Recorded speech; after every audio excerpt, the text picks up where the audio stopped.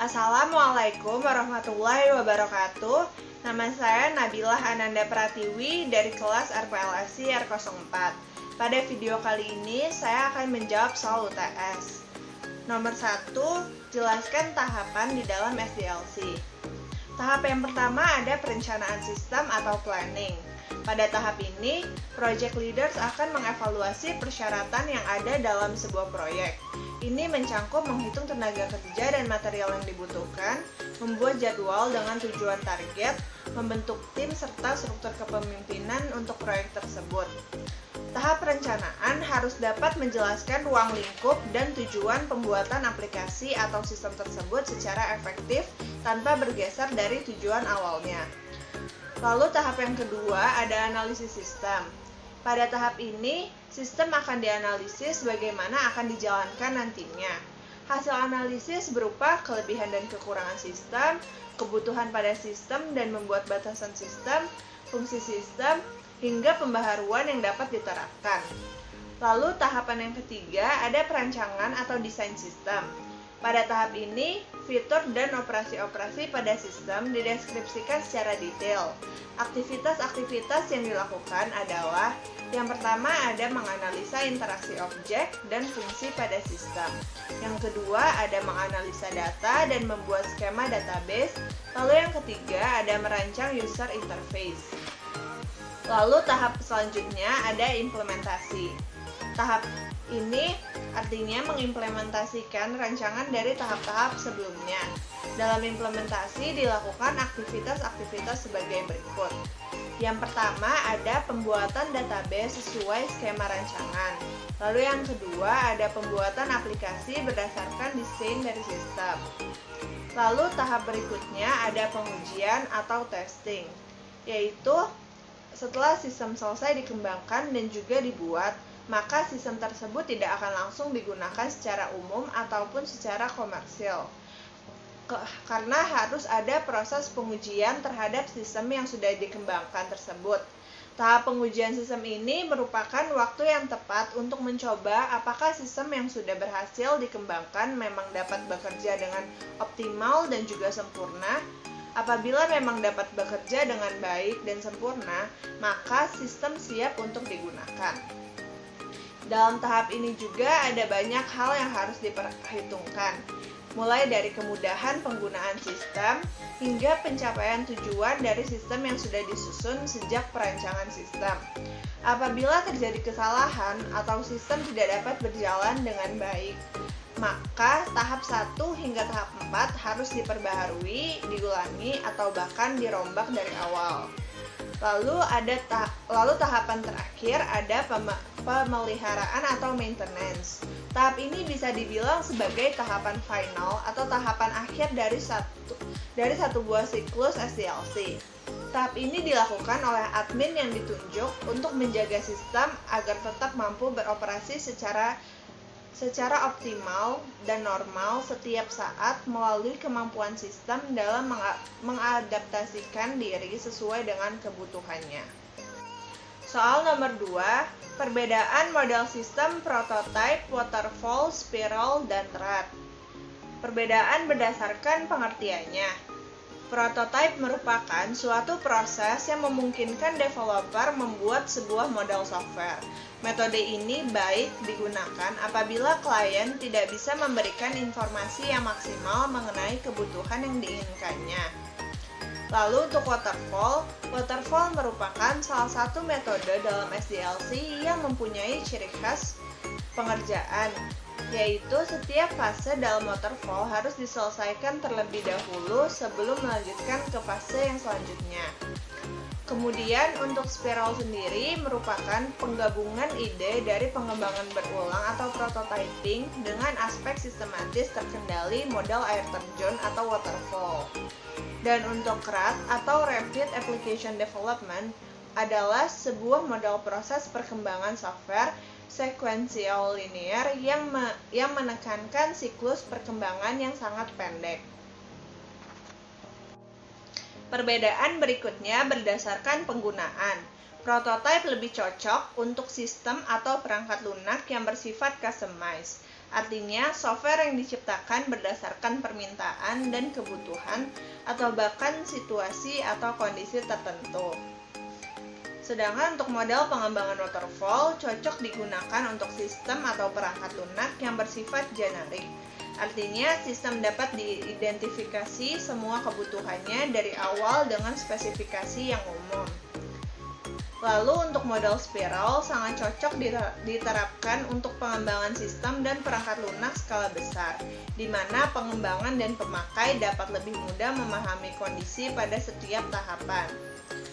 Sedangkan untuk model RAD sangat tepat diterapkan untuk sistem yang telah jelas dan lengkap kebutuhannya.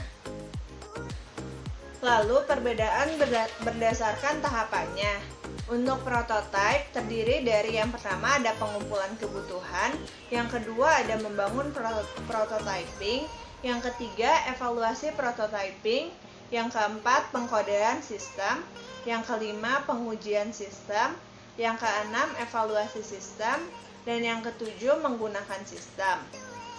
Untuk waterfall tahapannya terdiri dari yang pertama ada requirement, yang kedua ada desain, yang ketiga ada implementasi, yang keempat ada integration dan testing, yang kelima ada operations dan maintenance.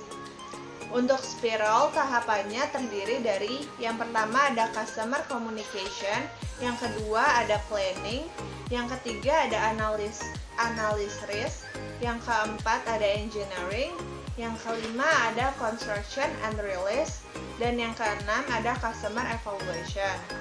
Sedangkan untuk model RAD, tahapannya terdiri dari pertama ada business modeling, yang kedua ada data modeling, yang ketiga ada process modeling, yang keempat ada application modeling, dan yang kelima ada testing and turnover. Lalu perbedaan berdasarkan kelebihannya. Prototype memiliki kelebihan yang pertama menghemat waktu dalam pengembangan sistem, dan yang kedua penerapan menjadi lebih mudah karena pemakai mengetahui apa yang diharapkannya. Lalu untuk waterfall kelebihannya yang pertama ada urutan proses pengerjaan menjadi lebih teratur dari satu tahap ke tahap yang lainnya.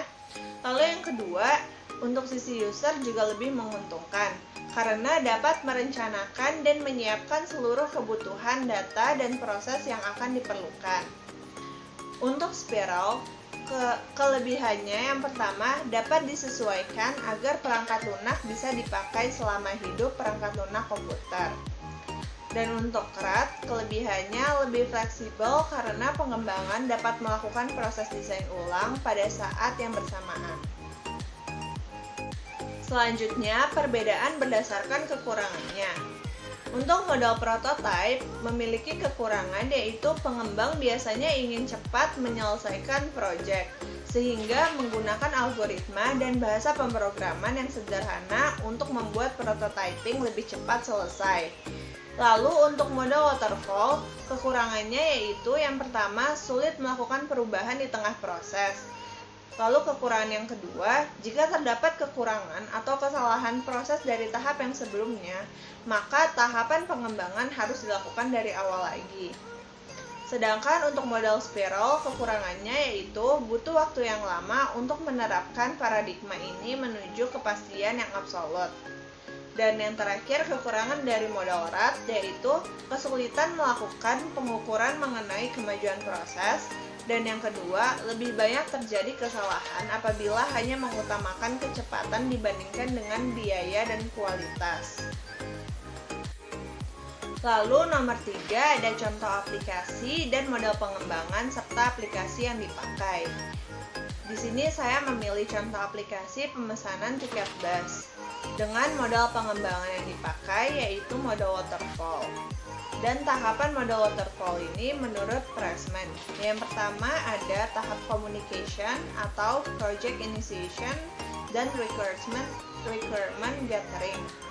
Ini sangat diperlukan adanya komunikasi dengan customer PO Lorena Bus demi memahami dan mencapai tujuan yang ingin dicapai. Hasil dari komunikasi tersebut adalah inisialisasi proyek seperti menganalisis permasalahan yang dihadapi dan mengumpulkan data yang diperlukan serta membantu mendefinisikan fitur dan fungsi software. Pengumpulan data tambahan bisa juga diambil dari jurnal, artikel, dan internet sehingga kekurangan komunikasi antara customer PO Lorena bisa disesuaikan dengan data-data yang didapat oleh penulis. Kemudian, tahapan selanjutnya ada planning atau estimating, scheduling, and tracking. Tahapan perencanaan dalam penelitian ini, penulis menjelaskan estimasi tugas-tugas teknis yang akan dilakukan, resiko-resiko yang dapat terjadi, sumber data yang diperlukan dalam membuat sistem, produk kerja yang ingin dihasilkan, penjadwalan kerja yang akan dilaksanakan, dan tracking proses pengerjaan sistem sehingga segala kegiatan yang dilakukan penulis tidak terlewati dan sesuai tepat waktu sesuai yang direncanakan. Lalu tahapan yang selanjutnya ada modeling atau analysis and design. Tahapan ini adalah tahap perancangan dan pemodelan arsitektur sistem yang berfokus pada perancangan struktur data, arsitektur software, tampilan interface, dan algoritma program. Tujuannya yaitu untuk lebih memahami gambaran besar dari apa yang akan dikerjakan dan dibutuhkan oleh customer dan admin PO Lorena Bus. Lalu tahap selanjutnya ada construction atau code and test. Tahapan construction ini merupakan proses penerjemahan bentuk desain menjadi kode atau bentuk atau bahasa yang dapat dibaca oleh mesin. Setelah pengkodean selesai, dilakukan pengujian terhadap sistem dan juga kode yang sudah dibuat. Tujuannya yaitu untuk menentukan kesalahan yang mungkin terjadi untuk nantinya bisa diperbaiki. Tahapan yang terakhir ada deployment atau delivery, support, and feedback. Tahapan deployment ini merupakan tahapan implementasi software customer, pemeliharaan software secara berkala, perbaikan software, evaluasi software, dan pengembangan software berdasarkan umpan balik yang diberikan agar sistem dapat tetap berjalan dan berkembang sesuai dengan fungsinya. Hasil dari tahapan ini adalah program komputer sesuai dengan desain yang telah dibuat pada tahap desain, pengujian dari segi logik dan fungsional, serta memastikan bahwa semua bagian sudah diuji, dan maintenance perangkat lunak yang sudah disampaikan kepada pelanggan pasti akan mengalami perubahan. Perubahan tersebut bisa karena mengalami kesalahan, karena perangkat lunak harus menyesuaikan dengan lingkungan atau peripheral atau sistem operasi baru, atau karena pelanggan membutuhkan perkembangan fungsional. Sekian jawaban UTS dari saya, kurang lebihnya mohon maaf. Wassalamualaikum warahmatullahi wabarakatuh.